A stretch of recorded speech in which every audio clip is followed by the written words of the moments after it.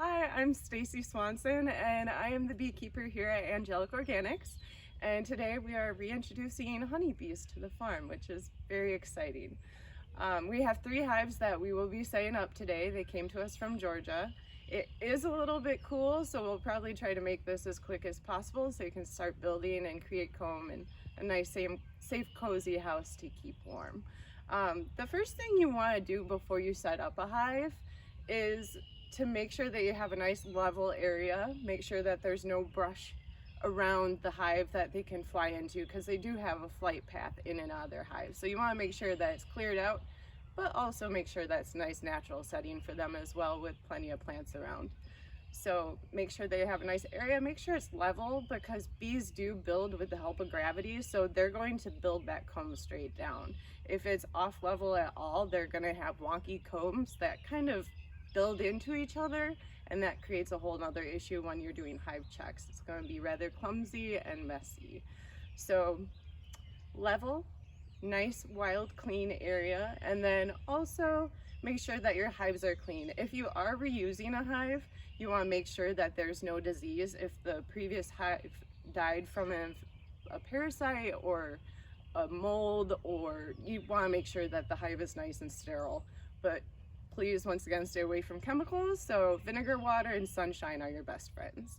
So once your hives are scraped out and set up and nice and clean and dry is another component you want to make sure of, because obviously they can get respiratory damage from having water in their hive.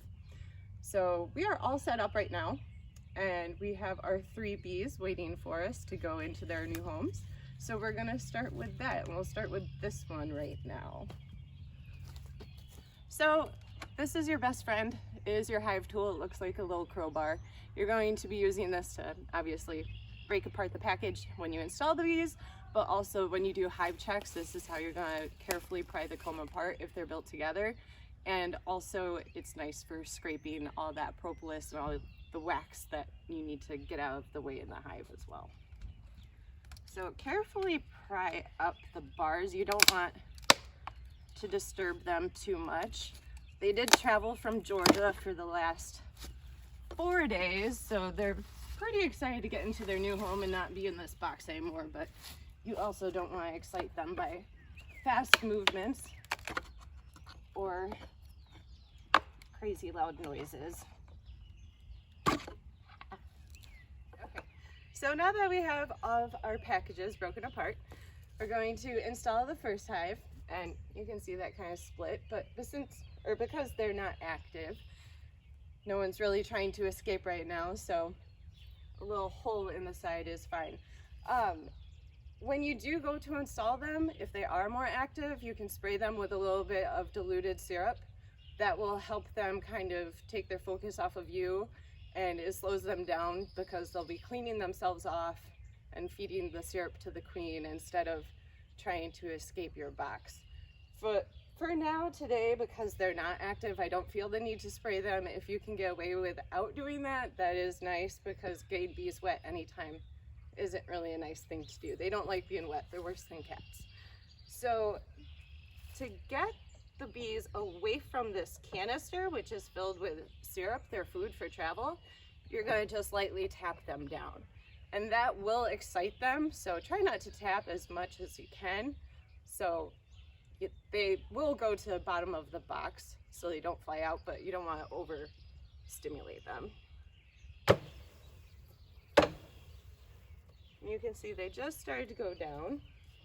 So we're going to take off this outer cover, and we're going to take out that food canister first. That's the most important thing to get out of the way. And you can see this black tab right here. There is a queen capsule in there. That's their new queen. She's in her own little capsule because she was bred separately from this hive, and then they're packaged together for shipment. You do not want to just introduce a new queen right away, because they will kill her. That is not their natural queen that they grew up with, so they have to get used to her scent first and used to the fact that that is their new queen and they need to care for her. So keeping her separate still is really important, but we will get to a queen capsule in just a moment after we remove the food canister and see our new friends fly out here.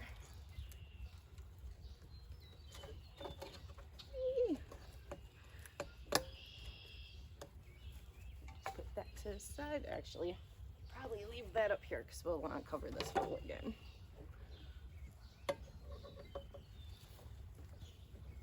Shimmy that in after I pull this out, but once again, we're going to give them a little bit of a knockdown. So just 2 seconds.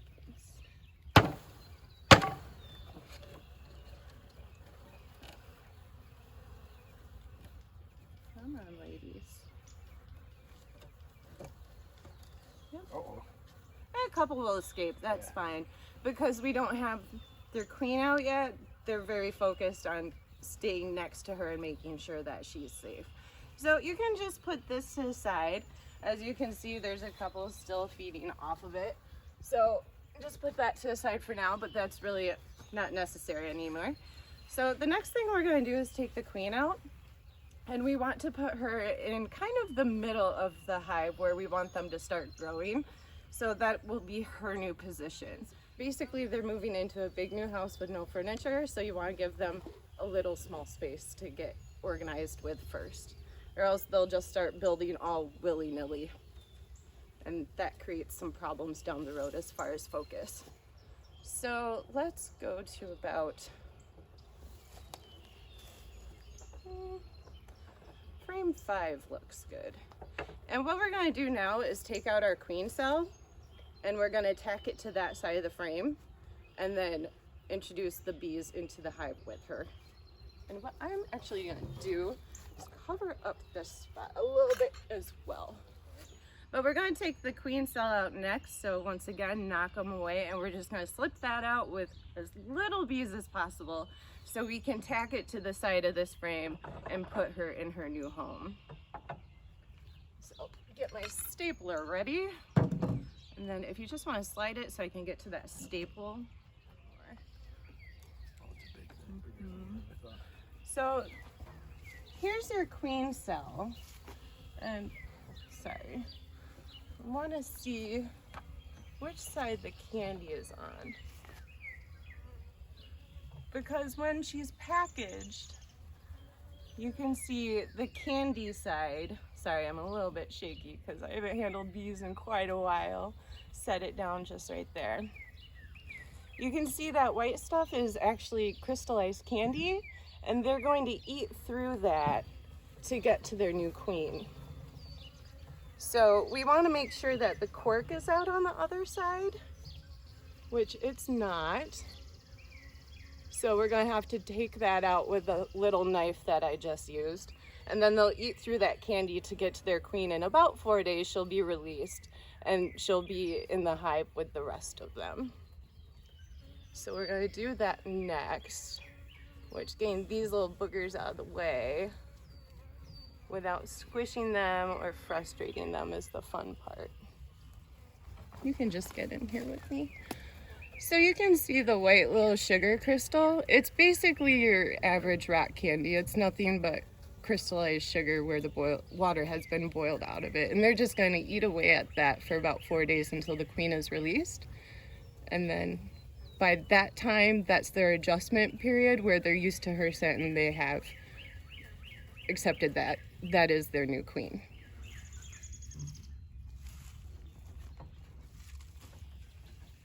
Yeah.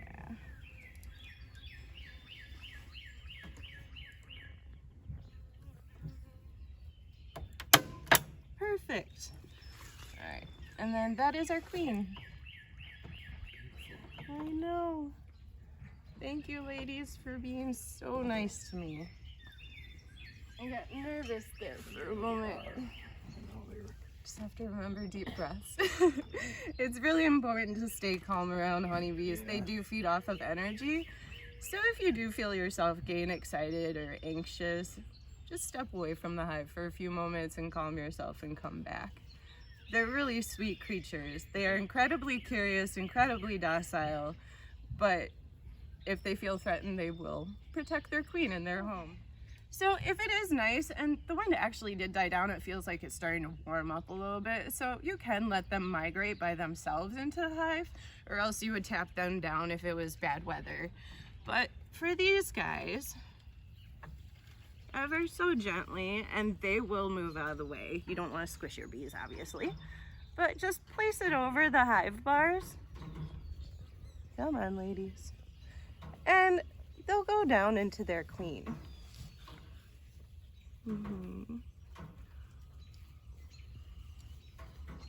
Hi, girls. This is your new home. This is your new home. Second favorite and important tool is a nice soft brush.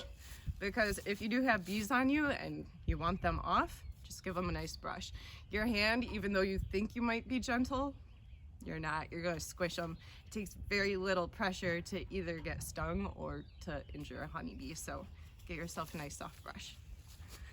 So yeah, that is hive number 1, and it'll take a couple hours for them to migrate down. Like I said, if you wanted to hurry them up, you can tap them in. If it was bad weather or you have a lot of hives to do, just tap them in, that's fine too. But since I have no rush today, I'll let them do their thing and check on them a little bit later. Then also, if you have a hive box or just a box in general, you can always enclose upon this too to kind of keep the warm air in the hive and give them a little bit more privacy and darkness as they venture down to their queen. You want to put their food in there? Oh, good question. So you can put their food on top of the hive if you want. It's never a good idea to feed inside the hive unless it's winter, and then you would have to construct a different separate feeding area for them. But we're gonna actually set up a feeding station over here with some syrup that I made, and they can keep eating this as well. You can take this away and use your own syrup that you make, or you can use honey. It's nice to use local honey too to acclimate them to kind of their natural diet for this area. But they can keep eating their syrup as well. Since it is early spring and flowers and food sources are kind of limited at this point, I made them some syrup. But yeah, right now dandelions are very slim, and creeping Charlie and violets kind of taking their time with this cold weather.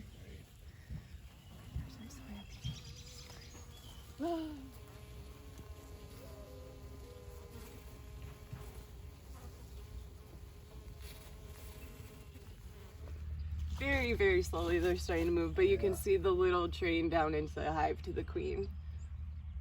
Oh yeah. They're getting there, and it looks like they start building a little bit of comb in there around the queen cell too. Oh, 4 days of being stuck in a box with nothing to do. Might as well make something, I guess. Yeah.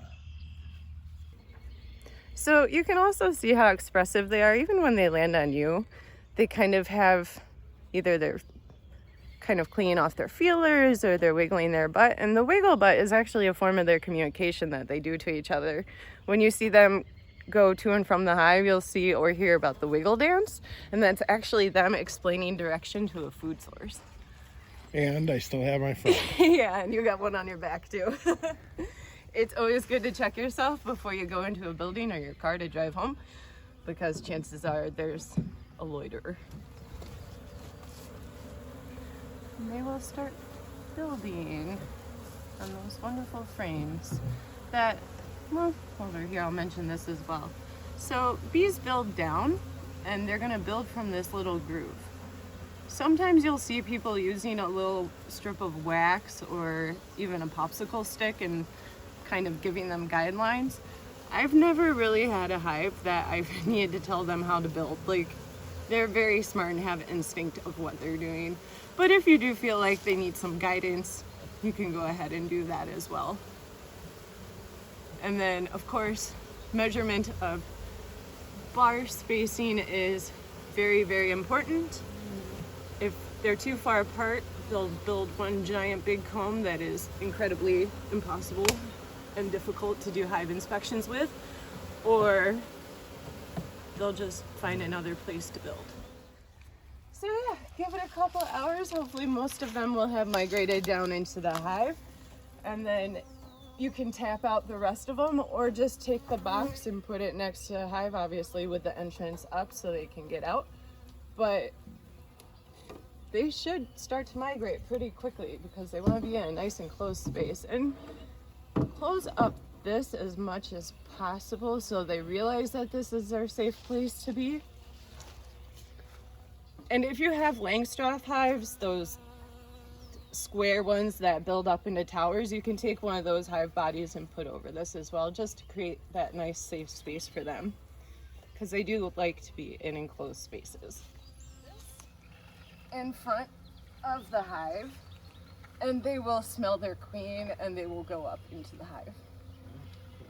I'm actually gonna tilt it and they can walk up there. You'll see them do a little parade too. It's pretty cute.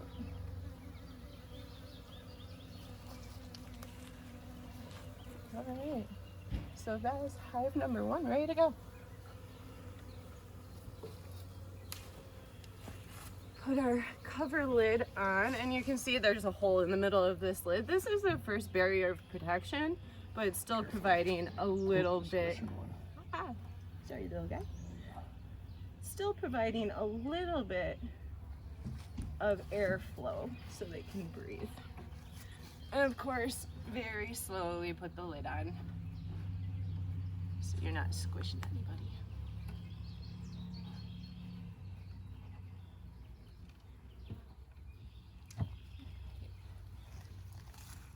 Because bees are a living creature, they need food, water, shelter, and so we have this little feeding area set up for them, and I'm going to feed them some sugar syrup that I made.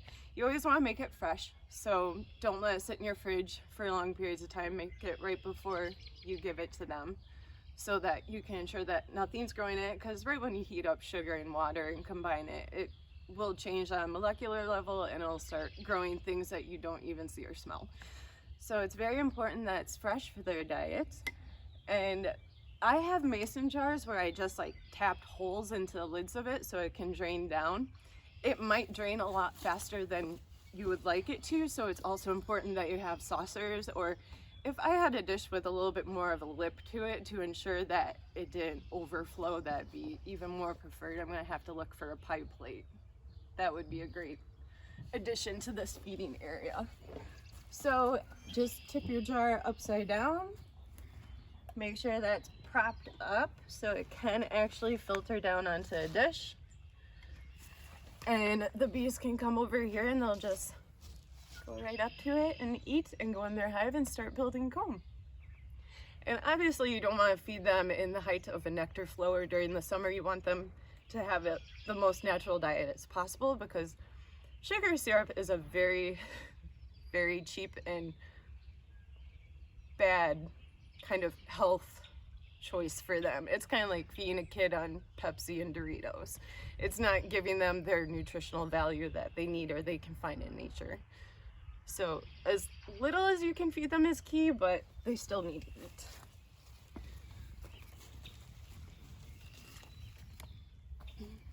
And also, if you can find a beekeeper friend in the area that has extra honeycomb, that would be a preferred method to feed them too until they get on their feet.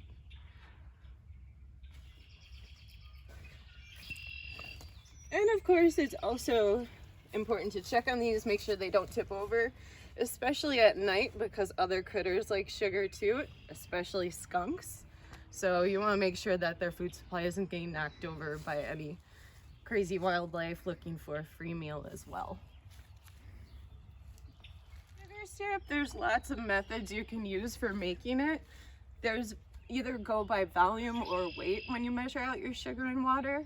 I go by weight, so it's not 1 cup to 1 cup. It's actually going to be more sugar than water, and that's because it's the start of spring and you want them to have a very high sugar diet so that they can like kind of amp up their energy and build comb and get ready to forage for the summer. So this is kind of like the concentrated version, if you will. So your ratio of sugar and water is not going to look the same. It's not 1 cup to 1 cup. It's actually 4.5 cups of water to 7.5 cups of sugar, which seems really ridiculous and like it won't work, but it does. The sugar will dissolve as you keep stirring it, and I put in probably 1/2 cup at a time, let it dissolve, stir it for a while, and keep going from there. It does make this nice thick syrup for them to eat, and you can see how slowly it filters down, and as the bees come and eat it, they'll actually kind of make it trickle down more by touching it and trying to feed off of it. So you can see it is very slow to trickle. If you feel like it's too runny, if it's warm out and it's running faster, I wouldn't necessarily add more sugar because you don't want to overload their system. You might have to put it in the freezer to kind of make it cold and slow it down and just feed them in kind of shifts basically. Or you can just get a dish, like I said, with edges on it like a pie plate so that it reaches the level of the lid and it can't overflow. Also, white sugar, as much as you hate reaching for that super refined white sugar, you kind of have to do it because your nice organic raw sugar has too many compounds in it. It hasn't been filtered out and it's too complex for a bee's digestive system to actually eat. It will make them sick. So as much as you want to give them the nice natural raw sugar, you can't. So hive number 3, I'm going to shake in, and we're going to talk a little bit about naming the hives, because for me it's kind of, when you name something it becomes more personal and it becomes more connected to you, I think. I even named my car, but it becomes more of an important personal aspect in your life where you can put personality with it. And hives, if you're ever around a hive, they really do have a personality. They will sound different, they will interact different with you, have different energies. Like that one over there I just named Edith because she is incredibly spunky and just kind of a little spitfire. When I shook them down they got very excited, so that one has now been named Edith. And keeping with tradition, the last beekeeper that was here, Laura, she named her hives after her great-grandmas, which I thought was a really cool idea because they very much are a feminine being. Case in point, the hive itself, the worker bees make up about 50,000 bees, about 30,000 to 70,000 bees per hive. All those workers are female. You have a very select group of bees in a hive, the drones, that are male. And I forget the percentage, but it's in 10%. It's incredibly low. So they are very outnumbered by female force. And the males don't really do anything in the hive. They aren't worker bees. They just go and hang out and wait for the queen to fly by to mate. So you have a large organism of a lot of feminine power. And I think that great-grandmother's name is kind of fitting. So over there we have Edith, and then this one kind of seems more like a Lillian, and then Esther will be over there. So we got 3 great-grandmothers new to this farm today.